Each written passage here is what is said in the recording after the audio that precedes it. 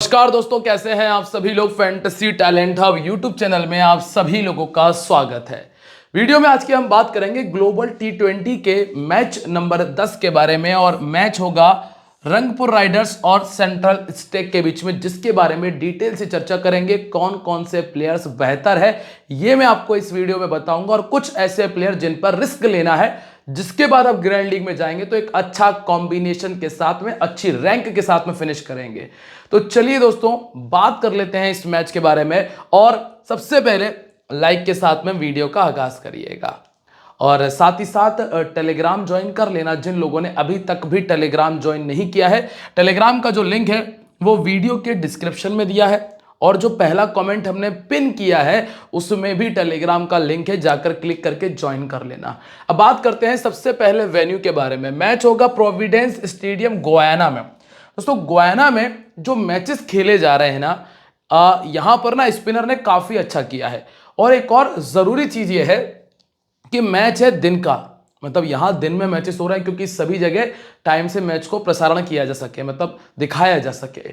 और 71 मैचेस इस मैदान पर टोटल हो चुके हैं, जिनमें से 38 बार पहले और 32 बार सेकंड बैटिंग करने वाली टीम ने मैच को विन किया है। अब यहां पर 2025 में जो मैचेस खेले गए, जैसे लास्ट मैच में होबर्ट ने 125 बनाया, जिसमें स्पिनर को 7 विकेट मिले। सेकेंड इनिंग में 3 विकेट स्पिनर के थे। यहां पे रंगपुर राइडर ने 158 बनाया, जिसमें स्पिनर को 3 विकेट मिले, सेकंड इनिंग में 5 मिले थे। यहां पे सेंट्रल डिस्ट्रिक्ट ने 167 बनाया, स्पिनर को 2 मिले, सेकंड इनिंग में 5 मिले। और जो ये आखिरी मैच आपके सामने है गोयाना का, जिसमें 1 विकेट स्पिनर को और 7 यहां पर मिले। तो ये चीज आप समझिएगा कि यहां पर स्पिनर काफी अच्छा कर रहे हैं। पहली चीज, अगर कोई भी क्वालिटी स्पिनर है, आपको कोई भी क्वालिटी स्पिनर मिल रहा है तो उसको मत छोड़ना। सबसे इंपॉर्टेंट चीज है, अगर क्वालिटी स्पिनर नहीं है तो ही आप फास्ट बॉलर्स की तरफ जाएंगे, तो ही आप राइट आर्म या फिर लेफ्ट आर्म मीडियम या फिर फास्ट बॉलर की तरफ नजर घुमाएंगे। अब यहां से आते हैं कि स्कोर कौन सा प्लेयर कर रहा है। यहां पे फेबिन एलन नंबर 8 पर बैटिंग कर रहे थे, नंबर 5 पर बैटिंग कर रहे थे इफ्तिकार अहमद, नंबर 4 पर बैटिंग कर रहे थे टॉम ब्रूस, और नंबर 4 पर बैटिंग कर रहे थे मोइन अली। एक भी मैच ऐसा नहीं गया जहां पर पहली इनिंग के टॉप ऑर्डर ने स्कोर किया हो। टॉप ऑर्डर के बल्ले से उतना अच्छा स्कोर नहीं आया। इसीलिए अगर कैप्टन वाइस कैप्टन देख रहे हो ना, तो थोड़ा सा 4 नंबर 5 नंबर या 3 नंबर तक भी अगर ढूंढोगे तो ज्यादा बेहतर ऑप्शन रहेगा। अब यहां पे पावर प्ले के अंदर विकेट देखो आप, 3, यहां पे 2, यहां पर 3 और यहां पर 2 विकेट। तो पावर प्ले के अंदर बहुत बहुत आराम से आपको 2 विकेट तक देखने मिल सकते हैं। सेकंड इनिंग में पावर प्ले में 2 विकेट नंबर 5 के प्लेयर ने स्कोर किया। नंबर 2 पर बैटिंग कर रहे थे सदीकुल्ला अटल, 38 किया था, 3 विकेट पावर प्ले में आए। यहां पे मोहम्मद नबी 6 नंबर पर बैटिंग कर रहे थे, पावर प्ले में फिर से 2 विकेट हैं। और यहां पे निरोशन डिकवेला ने 26 बनाया था, और पावर प्ले में 4 विकेट है। तो ये तो आप मान लीजिएगा कि पावर प्ले के अंदर कम से कम आपको 2 से 3 विकेट दोनों इनिंग में देखने मिल रहे हैं। तो जो पावर प्ले के बॉलर्स हैं वो इंपॉर्टेंट है, वो अच्छा कर रहे हैं, उन पे नजर रखो। अब फास्ट बॉलर और स्पिनर्स की बात हम ऑलरेडी कर चुके हैं कि जो नॉर्मल फास्ट बॉलर्स को विकेट मिल रहा है वो तो ठीक है, जैसे कि पावर प्ले में और डेथ ओवर में, लेकिन स्पिनर पीछे नहीं है। और अगर हम स्कोर की बात करें तो स्कोर क्या है, 125, 167, 138 और 158। मतलब ऐसे बहुत बड़े स्कोर नहीं है कि 180, 190 बन रहा हो। तो अगर कोई भी गेंदबाज है जो आपको बहुत आराम से 2 विकेट निकाल कर दे सकता हो, बना दो कैप्टन, बना दो वाइस कैप्टन, या फिर ऑलराउंडर हो, तो ही आपके लिए फायदेमंद है। अगर आप ये सोच रहे हो कि मैं प्योर प्रॉपर किसी बल्लेबाज को कैप्टन वाइस कैप्टन कर लूं, तो आप ले रहे हो एक बड़ा रिस्क। तो ग्रैंड लीग में क्या करना है, गेंदबाजों की तरफ कैप्टन वाइस कैप्टनसी के लिए चले जाना आसान हो जाएगा। अब दोनों टीमों ने इससे पहले तो कभी कोई मैच नहीं खेला है, क्योंकि ये ग्लोबल टी20 है ना, ये अभी अभी स्टार्ट हुआ है, अभी अभी स्टार्ट हुआ है। अब यहां से सेंट्रल डिस्ट्रिक्ट्स के बारे में हम पहले बात कर लेते हैं। तो विल यंग आपको ओपन करते हुए नजर आएंगे डैन क्लेवर के साथ में। नंबर 3 पर आपको डीन फॉक्सक्रॉफ्ट, नंबर 4 पे टॉम ब्रूस मिलते हैं, नंबर 5 पर कर्टिस हैप्पी आपको मिलते हैं, नंबर 6 पे जॉश क्लर्कसन टीम में मौजूद है, और नंबर 7 पर मैथ्यू फोर्डे, जो कि आपको गेंदबाजी करते हुए भी नजर आएंगे। पावर प्ले में बॉलिंग करते हैं मैथ्यू फोर्डे। इसके बाद डेथ ओवर में भी 2 ओवर की गेंदबाजी कर रहे हैं, इसके बावजूद भी ये इतनी बेहतर गेंदबाजी नहीं की है इन्होंने। जैडन की बात करें तो चौथा ओवर लेकर आए थे, ऑर्थोडॉक्स गेंदबाज है। एंगूस ऑफ स्पिनर है, दूसरा, छठवां और 16वां ओवर है। ब्लेयर टेक्नर राइट आर्म मीडियम 18वां और 20वां, और एजाज पटेल तीसरा और 5वां ओवर की गेंदबाजी करते हुए नजर आए थे पावर प्ले में। अब वेन्यू रिकॉर्ड की बात कर लें, इस मैदान पे लगभग सभी ने 2-2, 3-3 मैचेस खेल लिए हैं। अब जो 3-3 मैचेस के बाद में रिजल्ट निकल कर आया है कि टॉम ब्रूस जो कि मिडिल ओवर्स में बैटिंग करने आते हैं, मिडिल ऑर्डर में बैटिंग करने आते हैं, उनका अकेला 32 का एवरेज है, बाकी का 10-11, 10-11 है। आ गया समझ में? गेंदबाजी पे देखो आप, मैथ्यू फोर्डे को 10 विकेट मिल गए हैं, ठीक है। जैडन लेनॉक्स को 1 ही मिला है। एंगूस को 3 पारियों में 6 विकेट, ब्लेयर टेक्नर को 5 विकेट और एजाज पटेल को 2 विकेट मिले हैं। अब आप खुद से अंदाजा लगा लें, एक मैच में इन्होंने 3 विकेट निकाल दिए, 2 मैचेस में इन्हों को 2-2 विकेट मिल गए, एक में इसने 4 विकेट निकाल दिए। तो कैप्टन वाइस कैप्टनसी के ऑप्शन तो ये ऑलरेडी अच्छे हो गए, क्योंकि बैटिंग में देखोगे तो सिर्फ एक 50 आया है, वो भी ये, इसके अलावा 50 आया ही नहीं है। अब यहां से हम बात करते हैं विल यंग के बारे में। भाई विल यंग की क्या कंडीशन है जरा देख लेते हैं भाई। 24, 26 और 19 का स्कोर इन्होंने किया है। 24 का बैटिंग एवरेज है, 2 बार 50 और 1 बार 100 से ऊपर का स्कोर उन्होंने किया है। दोनों इनिंग्स में 1-1 50 है और 1 बार ये 100 से ऊपर का स्कोर बनाया। ऑर्थोडॉक्स गेंदबाजी के सामने ये 3 बार पहले भी आउट हो चुके हैं। अब चूंकि 20-25 कर रहे हैं, ड्रीम टीम में आ रहा है, क्योंकि टीम में और कोई स्कोर कर भी नहीं रहा है, तो विल यंग ऑटोमेटिक आपकी टीम में जगह बना रहे और ये कंफर्म हो जाते हैं। रकीब उल हसन सामने वाली टीम में है, ऑर्थोडॉक्स गेंदबाजी करता है। इसके बाद डैन क्लेवर की अगर हम चर्चा करें तो इनको हम छोड़ते, पर दिक्कत पता है क्या, विकेट कीपिंग कर रहे हैं और विकेट कीपिंग में आपके पास और कोई ऑप्शन अच्छा है भी नहीं। अब मजबूरी हो गई कि क्लेवर को आपको रखना पड़ रहा है, चाहे रिकॉर्ड खराब है। अब रिकॉर्ड मायने ही नहीं रख रहे हैं, क्योंकि सामने वाली टीम का विकेट कीपर भी उतना अच्छा नहीं है, ये भी इतने अच्छे नहीं है। अब ये टॉप ऑर्डर में बैटिंग कर रहे हैं, थोड़ी बहुत बैटिंग आ ही जाएगी, इसलिए इनको हम लेके चल रहे हैं। तो डैन क्लेवर मजबूरी है। अब चाहे यहां से आप छोड़ना चाहो तो रिस्क ले सकते हो। नंबर 3 पर आपको मिलते हैं डीन फॉक्सक्रॉफ्ट, जो कि बैटिंग प्लस बॉलिंग दोनों कर रहे हैं। हालांकि गेंदबाजी ज्यादा नहीं कर रहे। गेंदबाजी कितनी करेंगे? 1 ओवर 2 ओवर। 12 इनिंग में 9 विकेट है। विकेट टेकर बॉलर तो नहीं है, लेकिन फिर भी ये रहा है कि पिछले 2 मैचेस में 1-1 विकेट आ गया। 3 50 आए और तीनों 50 सेकंड बैटिंग करते हुए हैं। अगर रिस्क लेना है, 70% लोगों को वाला रिस्क ले सकते हो पहली इनिंग में छोड़ के। बस दिक्कत यही कि ऑलराउंडर है, अगर बॉलिंग ना करते हैं ना तो फिर विचार किया जा सकता था कि 100% छोड़ने के बारे में।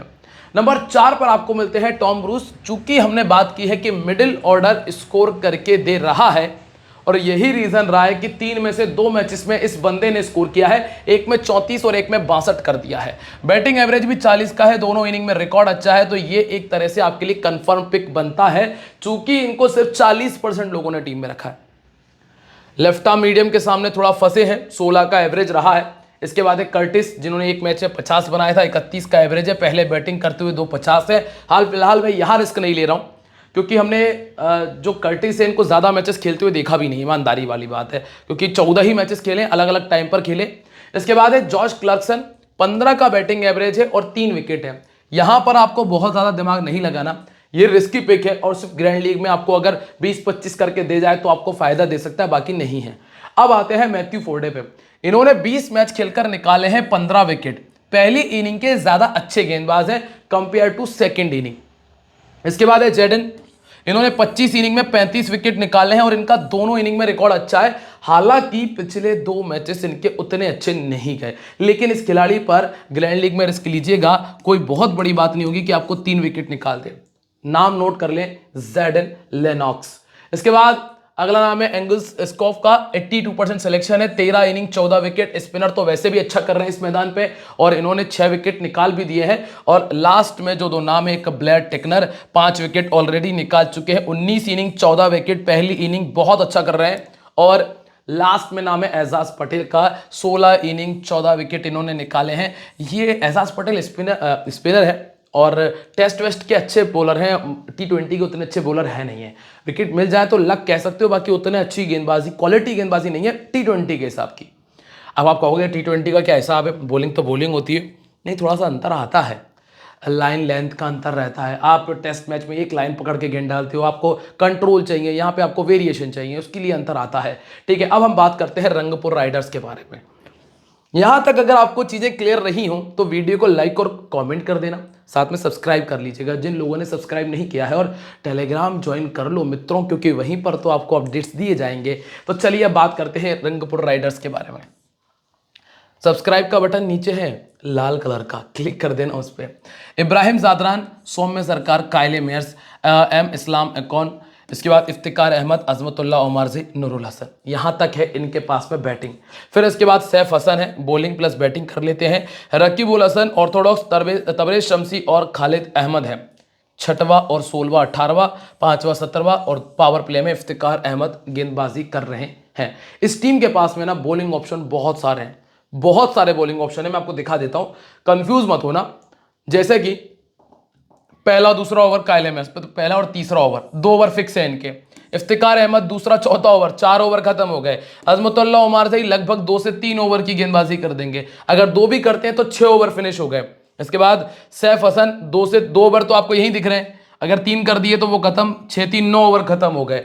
अब 9 ओवर खत्म हो गए, टोटल बच रहे 11 ओवर, और 11 ओवर के लिए 3 गेंदबाज यहां पर मौजूद हैं, जिसमें खालिद अहमद तो 4 ओवर पूरे डाल देंगे, तबरेज शमसी 4 ओवर पूरे डाल देंगे, और रकीब उल हसन के ओवर और आपको देखने मिल जाने वाले हैं। और जबकि इनके पास में सौम्य सरकार भी मौजूद है जो कि गेंदबाजी कर लेते हैं।